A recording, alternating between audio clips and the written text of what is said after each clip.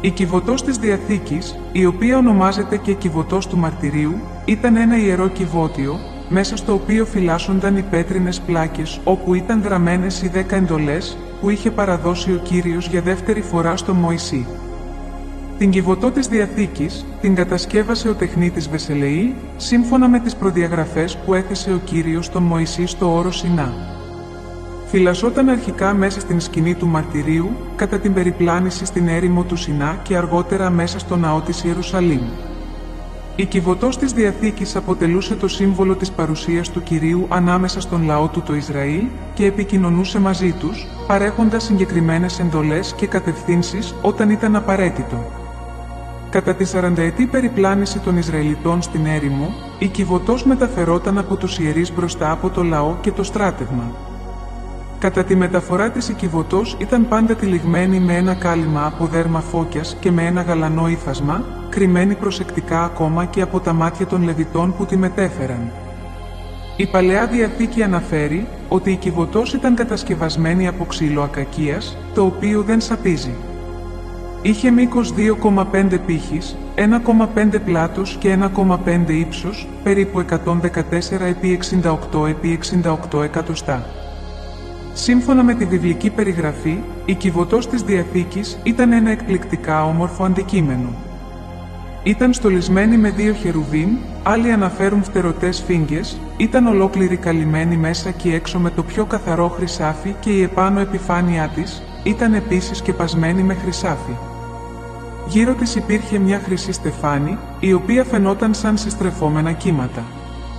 Στις 2 απέναντι πλευρές κατά μήκος, έφερε από 2 χρυσούς κρίκους, συνολικά 4, από όπου περνούσαν 2 άσυπτοι και επιχρυσωμένοι ξύλινοι μοχλοί μεταφοράς. Οι μοχλοί αυτοί είχαν χρυσές διακοσμήσεις και ήταν μόνιμοι στους κρίκους της κυβωτού. Το 955 π.Χ., ο βασιλιάς Σολομώντας την τοποθέτησε στο άδυτο του ναού που ανοίγειρε και είναι γνωστός με το όνομά του.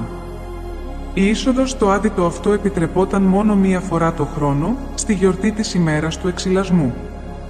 Περιέργως και σύμφωνα με την αφήγηση αυτή για την καταστροφή του ναού από τους Βαβυλώνιους, η κυβωτός της Διαθήκης εξαφανίζεται από την ιστορία το 586 π.Χ. Το τι συνέβη στην κυβωτό της Διαθήκης είναι ένα ερώτημα που έχει συναρπάσει πολλούς μελετητές της Αγίας Γραφής και αρχαιολόγους για αιώνες. Τον 18ο χρόνο της βασιλείας του στον Ιούδα, ο Ιωσίας πρόσταξε τους επιστάτες της κυβωτού της Διαθήκης να την επιστρέψουν στο ναό στην Ιερουσαλήμ. Αυτή είναι η τελευταία φορά που αναφέρεται στη Γραφή η τοποθεσία της κυβωτού. 40 χρόνια μετά, ο βασιλιάς της Βαβυλώνας Ναβουχοδονόσορ κατέκτησε την Ιερουσαλήμ και εισέβαλε στον ναό. Σε λιγότερο από 10 χρόνια μετά, επέστρεψε, πήρε ό,τι είχε απομείνει στον ναό και τον έκαψε ολοσχερός όπως και την πόλη. Τι συνέβη στην κυβωτό της Διαθήκης μετά, είναι άγνωστο.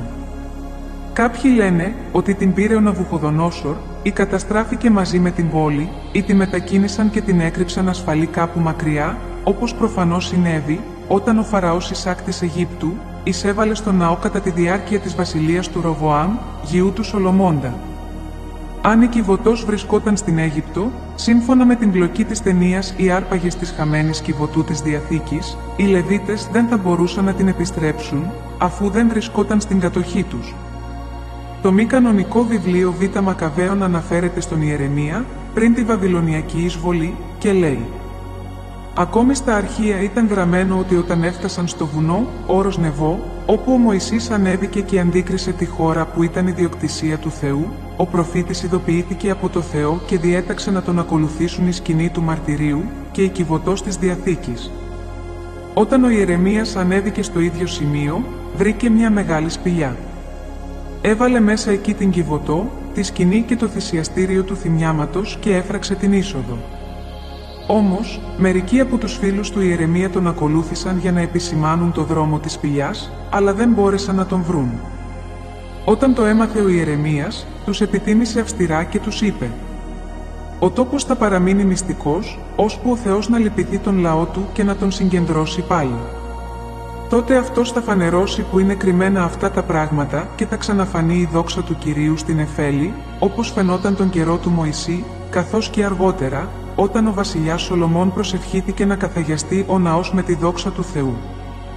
Δεν είναι γνωστό αν η αφήγηση αυτή, που είναι από δεύτερο χέρι, είναι ακριβής, αλλά ακόμη και αν είναι, δεν θα το γνωρίσουμε μέχρι ότου ο Κύριος επιστρέψει, όπως η ίδια η αφήγηση ισχυρίζεται.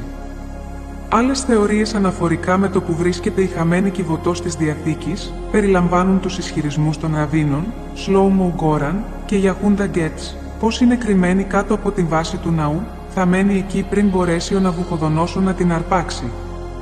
Δυστυχώς, η τοποθεσία του ναού καταλαμβάνεται τώρα από τον θόλο του βράχου, μια Ισλαμική ιερή τοποθεσία, και η τοπική μουσουλμανική κοινότητα αρνείται να επιτρέψει τις ανασκαφές εκεί. Δεν μπορούμε λοιπόν να γνωρίζουμε αν οι Ραββίνοι Σλόουμο Γκόραν και Γιαχούντα Γκέτς έχουν δίκιο.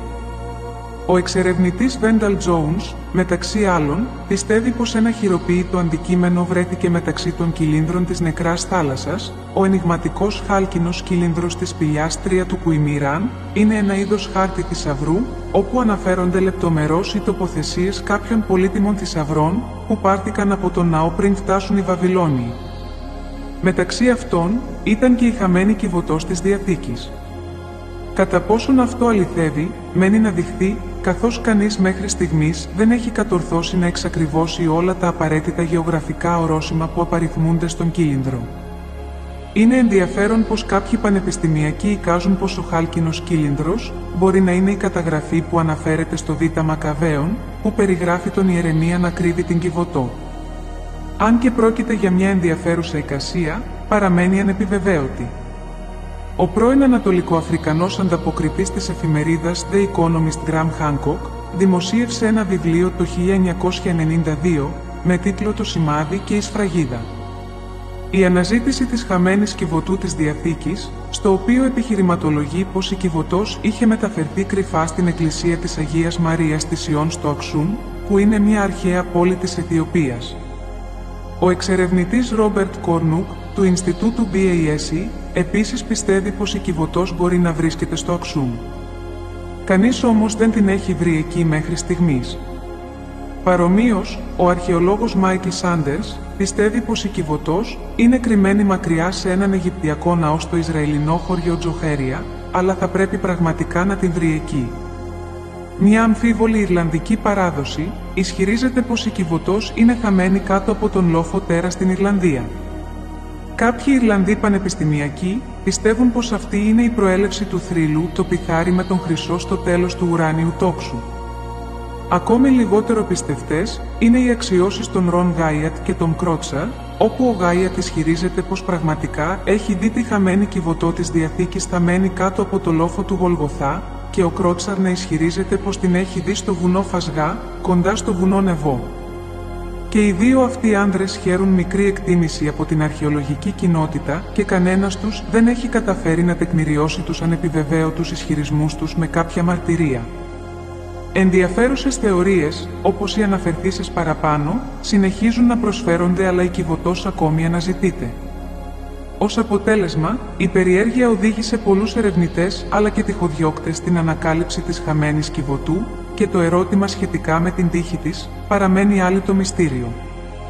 Ίσως αποτελεί μέρος του προαιώνιου σχεδίου του Θεού για τον άνθρωπο, ίσως δεν έχει ολοκληρώσει ακόμα την ιστορική της πορεία και κάποια στιγμή στο μέλλον η αρχαιολογική σκαπάνη τη φέρει στο φως, επιβεβαιώνοντας έτσι την καθολική παρουσία του Θεού ανά τους αιώνες, στο πλάι του ανθρώπου.